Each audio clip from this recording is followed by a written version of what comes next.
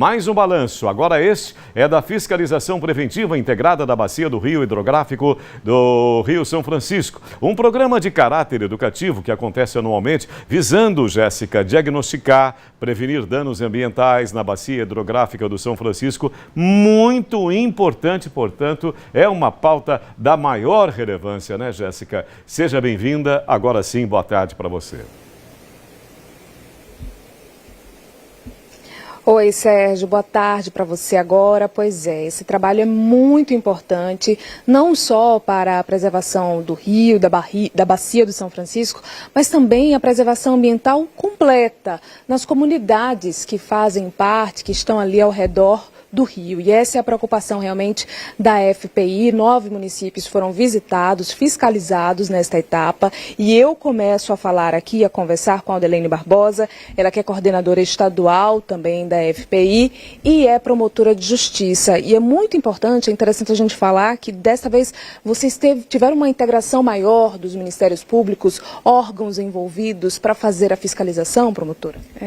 Inicialmente, um bom dia aí a todos os telespectadores. Bom dia aí, Sérgio, que está no estúdio. Exatamente, Jéssica. Nessa edição, na 8ª edição da FPI, foi uma edição diferenciada, porque nós contamos com a ação integrada de uma série de ministérios públicos. A gente costuma dizer agora que a gente fez um consórcio de MPs, né?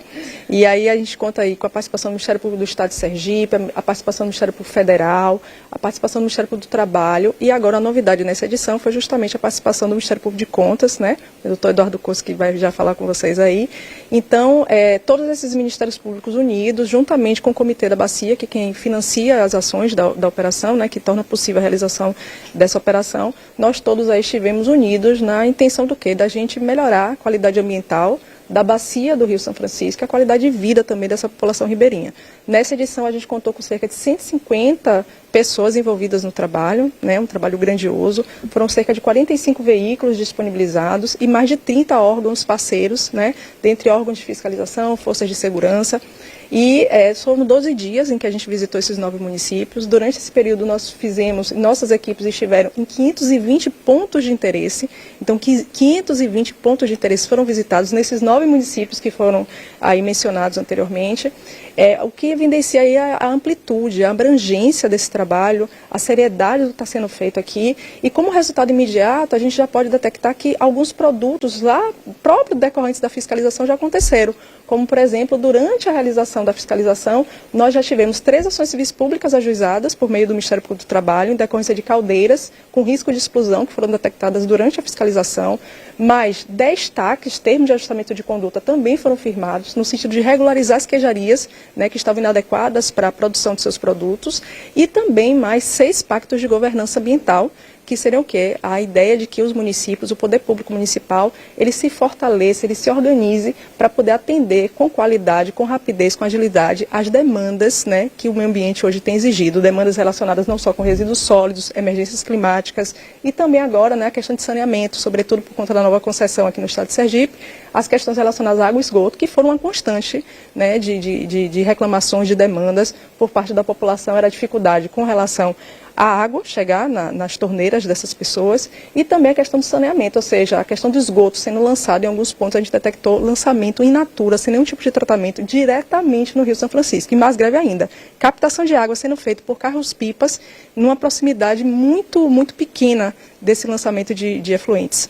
Agora, essa responsabilidade também é de quem? É da DESO, da nova concessionária que chega para assumir essas responsabilidades? Essas responsabilidades estão todas elas pactuadas, né? Existe um contrato de concessão que foi assinado.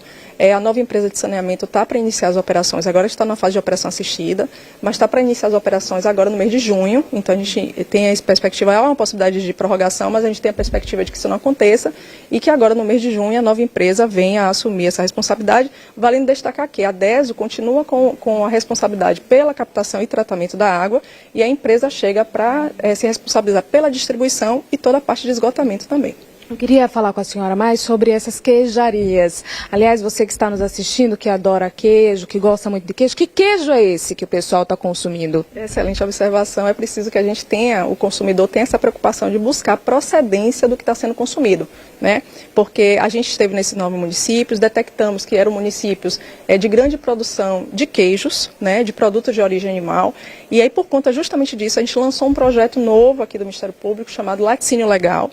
E o objetivo é, dentre vários eixos de educação, né, no sentido de orientar esses produtores de como devem se proceder, de como deve se legalizar, buscando também uma preocupação com relação a uma parceria com instituição financeira, no sentido de possibilitar um financiamento para aqueles que realmente desejam e querem regularizar suas atividades e, sobretudo, essa ação fiscalizatória. A partir do momento que os técnicos estiveram no local, sobretudo os agentes da ADEME e da Indagro, detectamos que muitas dessas queijarias não tinham licença ambiental, né, legalizada junto à ADEMA e que também não tinham registro, né, realizado também perante a Indagro. Todas elas foram devidamente autuadas e em algumas situações, infelizmente, a situação era crítica, não se poderia permitir a continuidade de serviço, elas foram de pronto interditadas. Mas aquelas em que a gente entendeu que haveria uma possibilidade sim de regularização, os empreendedores foram convidados para estarem no Ministério Público na base da operação lá em Glória.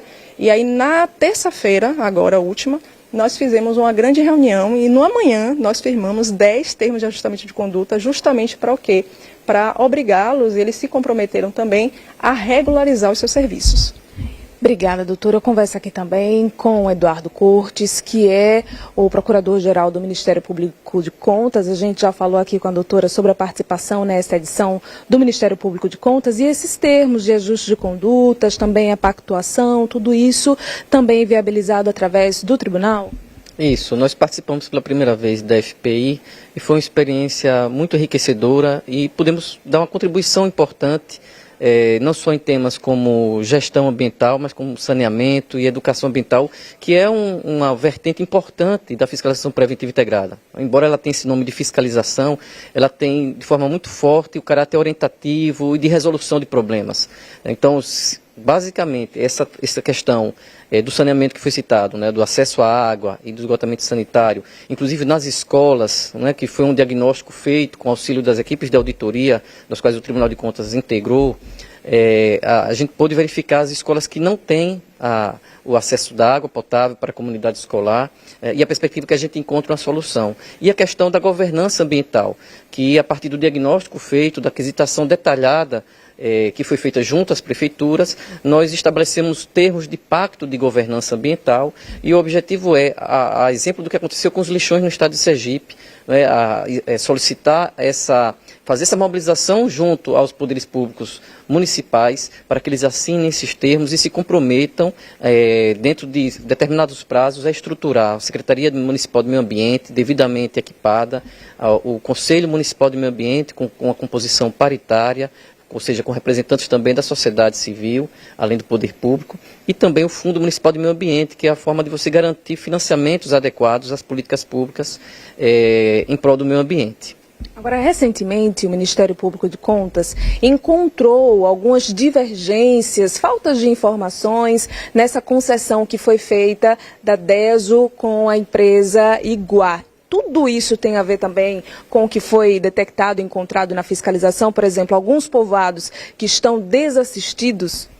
Essa auditoria que foi realizada na concessão do saneamento, o tribunal fez essa auditoria, tem esse diagnóstico também, e nós temos nessa região realmente um problema crônico de acesso à água, né, inclusive povoados que potencialmente estariam fora do alcance, né? Então essa é uma questão que ainda está sendo analisada no âmbito do Tribunal de Contas e que, claro, tanto o Ministério Público de Contas como o Ministério Público do Estado estão acompanhando atentos, inclusive para buscar junto aos órgãos, né, dos estaduais, né, a própria Agência de Desenvolvimento e demais órgãos, uma solução para eventuais situações de que o contrato não esteja devidamente detalhando a sua abrangência para poder beneficiá-los também.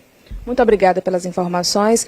Olha, Sérgio, a gente traz os detalhes dessa operação, dessa fiscalização que foi feita no Jornal do Estado, porque são muitas informações e, é claro, o objetivo é levar para a população que tenha transparência e, claro, respostas efetivas em prol da Bacia do São Francisco e do meio ambiente.